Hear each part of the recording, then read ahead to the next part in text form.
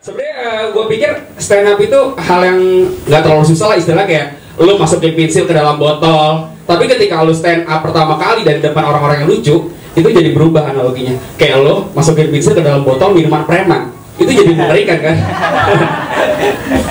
Ya gue lihat di sini rame ya, terus banyak yang pasang-pasangan, yang peluk-pelukan. Iya dong. Iya, sesama cowok.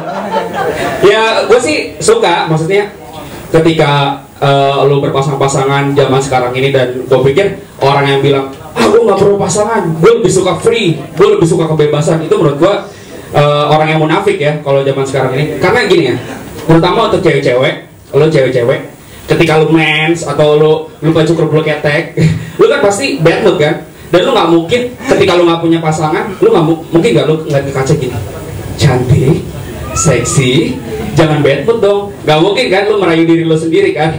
Jadi lu tetap butuh pasangan. Hah? Nyewa.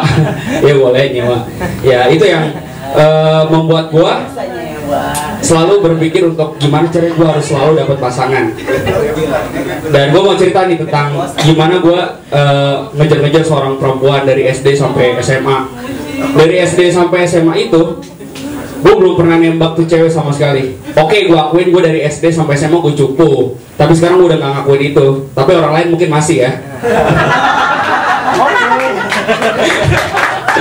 Ya udah, akhirnya gue deketin kan. Gue udah bertekad, pokoknya SMA ini gue harus dapet tuh cewek.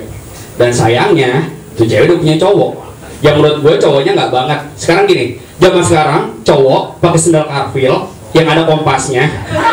Lu pikir lu tinggal di gunung? Ya udah, akhirnya gue duduk di kantin. Ini adegan di kantin ini ada adegan gebrak meja. Siapa yang mau jadi relawan jadi meja? Masam boleh, biar saya gebrak.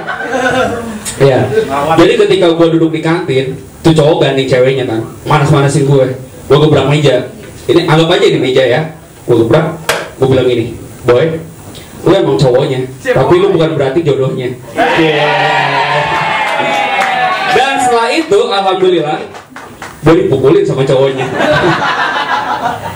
Tapi menurut gue itu hal yang wajar ya. Ketika cowok bersih tegang sama cowok lain, pukul-pukulan. Coba lu bayangin ketika kalau misalkan gue duduk di kantin, tiba-tiba cewek yang gue taksir itu nyamperin gue, bawa es jeruk, terus nyiram gue, terus digampar gue, terus dia bilang gini, lu kan lebih cantik daripada gue. Itu kan lebih mengerikan kan? Ya, akhirnya setelah kejadian itu, gue dan teman-teman SMA gue yang sama-sama cupu, sepakat gue bikin geng. Gimana caranya supaya gue nggak kelihatan cupu lagi? Gue bikin gangster dong ya kan? Akhirnya setelah gue berdiskusi lama-lama, gue milih nama yang lu pasti takut deh kalau dengar nama ini, Serigala Pink. Kenapa Serigala Pink? Karena gue berfilosofi gini, ketika seorang cewek ngeliat serigala dengan bulu-bulu pink, kan pasti cewek itu, apa nih makhluk apa, unyu banget, cubit-cubit, pipi, atau alus-alus anunya. Tapi serigala tetap serigala, dan serigala itu adalah makhluk yang buas, itu filosofinya. Dan berbulan-bulan gue sama gangster gue nggak apa-ngapain, dan gue nggak pernah berantem, sampai akhirnya gue gebrak meja, gue bilang, kita harus bikin gebrakan, kita harus berantem seperti gangster pada umumnya. Serius lu? Mana kita berani? Ya udah, akhirnya setelah gue rapat, akhirnya gue merumuskan bahwa kita harus mengkategorikan 3 orang yang tidak boleh kita lawan. Yang pertama adalah cowok bertato. Kenapa cowok bertato? Karena ketika cowok bertato itu, lu pikirkan cowok bertato itu kan cowok yang tega menyakiti dirinya sendiri, apalagi menyakiti orang lain. Dan yang kedua adalah cowok berbadan kekar. Di sini ada yang berbadan kekar. Kekar di kemudian hari mungkin. Kenapa cowok berbadan kekar? Karena menurut kita cowok berbadan kekar itu lebih serem daripada cowok bertato. Dan yang ketiga adalah cowok yang punya temen bertato dan berbadan kekar. Dan akhirnya gue sama temen-temen gue, anjing, kita ngelawan siapa dong? Semuanya nggak boleh dilawan. Akhirnya gue, udahlah, kita harus beraniin, kita harus cari musuh di jalan. Jalan lah gue. Keren ya?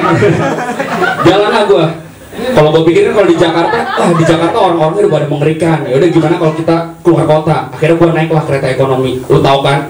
Kereta ekonomi yang absurd, yang lu berangkat hari ini mungkin lu bisa nyampenya kemarin. Ya udah gue berangkat, gue ke daerah Depok, turun dari kereta, gue jalan bertiga, gue, Mawar dan pamannya. Berarti Mawar, berarti, ya gitulah. Enggak. Gue, Maudi dan Wawan namanya. Sebut saja namanya Wawan, nama sebenarnya. Gue jalan bertiga, dan si Wawan yang chaos, dia teriak sama cowok di depan itu, kumpulan. Alhamdulillah itu cowok-cowok bertato dan kekar semua ya. Lagi nongkrong. Wawan teriak, sorry nih gue ngomong kotor. Anjing katanya. Kalau berani lawan temen gue, nunjuk gue. Dan si Wawan itu kabur. Dan gue langsung dilatin preman yang di ujung. Preman itu langsung ngeliatin gue berdiri dari tempatnya di kendor. Lo tau kendor? Tau? Kendaki dorong. Langsung nyamperin gue. Dan enggak, sorry ya, sebenarnya gue bukannya melecehkan ini ya orang yang ini. Begitu gue sebelum sore ini, gue memang kejadian seperti ini. Begitu preman nyamperin gue, apa yang gue lakuin? Maaf ya, gue langsung pura-pura idiot. Dan alhamdulillah gue selamat. Gue langsung selamat. Dan teman gue si Maudi, yang satu lagi dia begini. Gue nggak tahu lah apa yang ada di pikiran si Maudi ya. Gue langsung cabut, gue lari. Pokoknya yang ada di pikiran gue adalah menyelamatkan diri gue saat itu. Sampai gue ke sebuah tempat, gue BBM Maudi. Mau? Lu di mana? Lu selamat gak? Dan setengah jam kemudian si Maudi teman gue itu datang. Dan gila men, gak bonyok sama sekali. Dan gue jadi penasaran kan, gue tanya kronologisnya, gimana lu bisa gak bonyok? Jadi ketika dia masih gini, preman itu nyamperin dia kan. Preman itu langsung teriak gini, anjing, lu ngapain lu nantangin gue? Emang siapa lu? Apa yang dijawab Maudi? Saya pohon bang. Dan jadi setelah itu gue jadi berpikir bahwa humor itu sesuatu yang bisa mempererat ya, bisa mempererat, bisa menjadi alat perdamaian. Cie. Ya udah, sekian dari gue, kurang lebihnya mohon maaf kalau ada. Karena kesempurnaan adalah milik Tuhan dan ketidaksempurnaan adalah milik orang-orang yang tidak punya selera humor. Salam dari gua. Jauhi free sex, karena seks tidak free ya.